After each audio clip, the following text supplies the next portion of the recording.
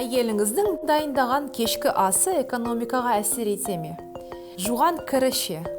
Үйде бала бағып отырған әйелдің экономикаға деген үлесі бар ма? Болса, қандай? Көп уақыттан бері экономистер үй шаруасындағы жұмыстың экономикаға әсерін жоққа шығармаса да, елемей келді десек, қателеспейміз. Тіпті қазіргі нарықтық экономика ғылымның негізін салушы және нарықтың көрінбейтін қолына сипат берген автор Адам Смит үй шаруасын жұмыс деп те санамаған. Оның өміріне назар аударсақ, оның себебін де түсінуге болады. Ешқашан үйленбеген Смит өмірінің соңына дейін анасымен тұрған. Ғылымға толықтай берілген ол тіпті өмірінде дүкенге де бармаған екен. Смиттің туған күннен бастап, соңғы күнге дейін күтіп, баптап жүрген үйреншікті адам болғандықтан, ол адамның еңбегін бағалау да, оны экономикалық теориясына қосу да ойына келмеген. Адам Смиттің ұсынған көрінбейтін қол метафорасы әр адам өз мүддесін басшылыққа ала отырып, пайда табуға тырысады да, бейне бір көрінбейтін қолмен бағытталып отырады. Сөйтіп мемлекет керегі жасамаса, экономика әрдайым өзін-өзі реттеп тұрадымыз. Яғни күнкөрістің қамы. Әрине бұл теорияның осал тұсы көп. Мәселен, өз мүддесі үшін емес, басқа адамның қамын ойлап, қамқорлық, күтім жасайтын адамдар ше. Көрінбейтін қолды түсіндік. Көрінбейтін жүрек қайда. Қазақстанда 9,5 миллион адам нәзік деп аталатын жыныс тобына жатады. Бірақ олардың қанша жұмыс істейтініне қарасақ, еңбекқор жынысты деген көбірек келетін сияқты. Ұлттық экономика статистика комитетінің санауынша, әйелдер күніне 8 сағат 48 минут ақылы жұмыс жасайды екен. Ал ер адамдар 6 сағат 57 минут. Жұмыстан үйге оралған әйелдің үй шаруасындағы ақысы жұмыс тағы бар. Ол күніне 4 сағат 14 минут. Ал ерлер ше 1 сағат 28 минут. Сөйтіп, күніне Қазақстанда орташа есеппен әйел адамдар 13 сағаттан астам жұмыс істейтін болса, ер адамдар 8 сағат қана істейді екен. Ал әйелдердің осылайша ақысы және ақылы түрде атқаратын жұмыстары double burden немесе қос жүктеме деп аталады. Яғни тәулігіне тек 8 сағат емес, екінші ауысымда да еңбек етеді. Жалпы дүниежүзілік еңбек ұйымының айтуынша, әлемнің бірде-бір елінде әйелдер мен еркектер үй бойынша ақысы жұмыстың тең көлемін жасамайды. Экономикадағы гендерлік теңдік мәселесі әлі күнге дейін ешбір мемлекетте шешілмеген.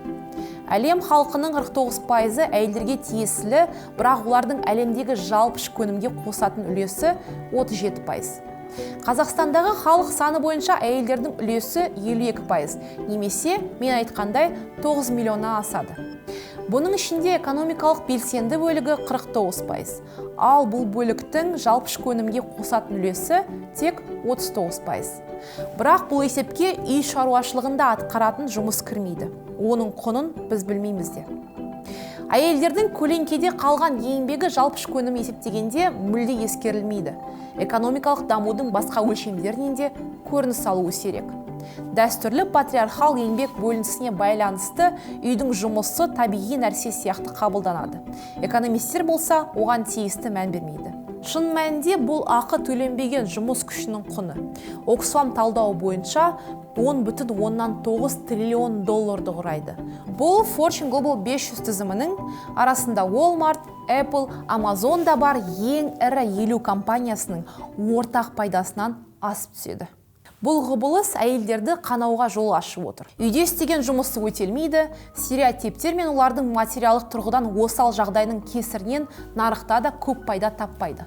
Ақы төленбейтін жұмыстың құнын анықтауға әрекет жасаған бір ел Канада. Олардың экономистері егер тек үй шаруашылығындағы жұмыс үшін әйелдер ақы алатын болса, ол жалпы ішкі өнімнің 41%-ын құрайтын еді деген қорытынды жасаған. Бұл экономиканың жартысына жуық. Дегенмен әйелдер бүкіл әлемде ерлермен тең немесе одан да көп жұмыс атқарады. Өкінішке орай, олар атқаратын жұмысқа ақы төленбейді. Әлем бойынша бұндай жұмыстың 75%-ын әйелдер атқарады. Оған қоса әйелдер мен ерлер жалақысының теңсіздік мәселесі тағы бар. Олар үй шаруасына көп уақыт жұмсайтындықтан жауапкершілігі жоғары лауазымды қызметтер атқаруға уақыты да, мүмкіндігі де қалмайды. Сәйкесінше олардың жалақысы да төмен. Сіз осы жерде Біздер әйелдері мен ерлері тең мемлекетте тұрып жатырмыз. Қыздар білім алып, жұмыс жасай алады. Қандай теңсіздік? Деп сұрақ қоюыңыз да мүмкін. Бірақ ол өкінішке орай шындықпен жанаспайды. Көптеген зерттеулер мен статистикалық ақпарат әйелдердің жалақысы төмен, білім мен медицина, несиелер мен бизнес ашу секілді нәрселерге қол жеткізуі қиынырақ екенін көрсетеді. Оларға нашар жағдайлар, төмен жалақы, сенімсіз келісімшарттар ұсынылады. Одан басқа әйелдердің көбі өз құқықтары мен жалпы заң нормалары туралы білмей жатады. Қазіргі пандемиядан зардап шеккендердің басым бөлігі де әйелдер.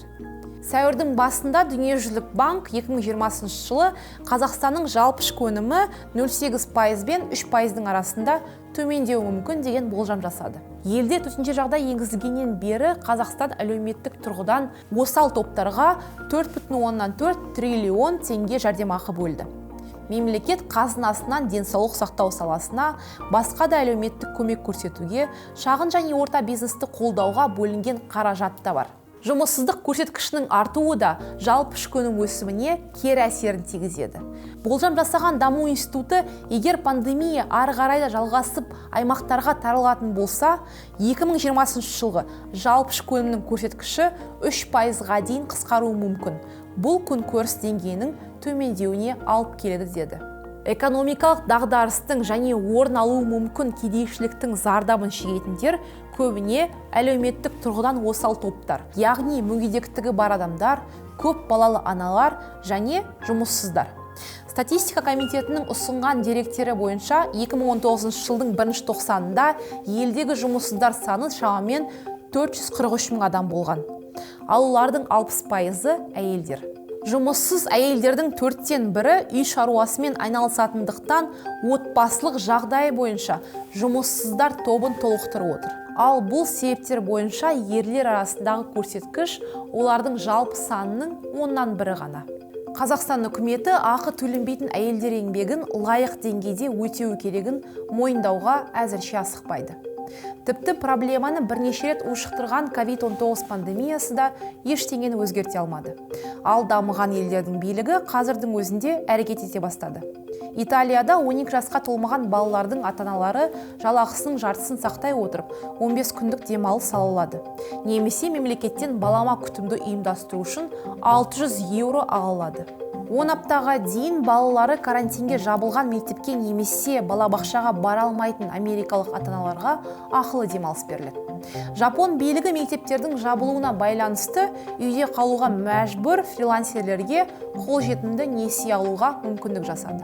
Зерттеулер гендерлік экономика проблемасы алдағы 100-200 жыл бойы шешілуі мүмкін дейді. Бірақ Еуропалық гендерлік теңдік институты жыл сайын бұл мәселенің шешілу дәрежесі негізінде елдер тізімін жасайды. 2019 жылы гендерлік теңдік деңгейі ең жоғары солтүстік Еуропа елдері болған. Оның ішінде Швеция, Дания, Франция, Финляндия, Ұлыбритания бар. Сонымен қатар гендерлік теңдік бойынша алдыңғы қатардағы елдер жалпы ішкі өнім бойынша да бастапқы орындарды иеленген. Еуропалық гендерлік теңдік институты ұсынатын тесттен 90 балдан жоғары жинаған 39 мемлекеттің жан басына шаққандағы жалпы ішкі өнімі 12 мың ақш долларын құрайды. Қазақстан бұл тізімде 60-шы орында және тестілеуден 75 балл алған. Қырғызстан 86-шы, Ресей 75-ші орында. Қазақстан гендерлік теңдік бойынша кейбір орталық Азия елдерінен алда тұр әрине. Мысалы, елдегі жұмыссыздар ішінде оқу бітірген соң жұмысқа орналаса алмағандар ерлер арасында 14 мың адам, ал әйелдер арасында 6 мың ғана. Бірақ қоғамдағы гендерлік теңсіздікті бекітетін таптаурын түсініктер заңды шектеулерге қарағанда көбірек. Еуропалық қайта құру мен даму банкі сұрастырған респонденттердің бірі әйелдерді еңбек кодексімен жұмыс берушілер емес, дәстүрлі ұстанымдар кемсітеді дейді. Дәстүрлі түсініктер бойынша ерлер отбасын асырап, нан табу керек. Ал әйелдер үйде отырып, отағасының жағдайын жасауға міндетті. Зерттеулерден қоғамда әлі күнге дейін ер адам тәуекелшіл, әйелдер тәуекелге бара алмайды, ер мен әйел әртүрлі ойланады деген стереотиптер бар. Әйелдің бала тууға қабілеті оның тек бала тууға қабілеттілігінің дәлелі, үйде отыруға негіз емес. Әйелдердің қанында эстрогендердің көп болуы басшылық жұмысқа бейімделмегенін емес, оның қанында эстрогендердің көп болуын ғана білдіреді. Қызына дұрыс білім бермеген, әйеліне үй шаруашылығында көмектеспеген ер адам тек басқа адамның құқығын ғана таптамайды. Сонымен қатар, ел экономикасының алға жылжуына бөгет жасайды. Экономикада көрінбейтін қолдың бар жоғы жайлы ғалымдар әлде пікір таласуда. Ал көрінбейтін жүректің барын ешкімге дәлелдеудің қажеті жоқ. Ас үйіңізге барып тексерсеңіз болғаны.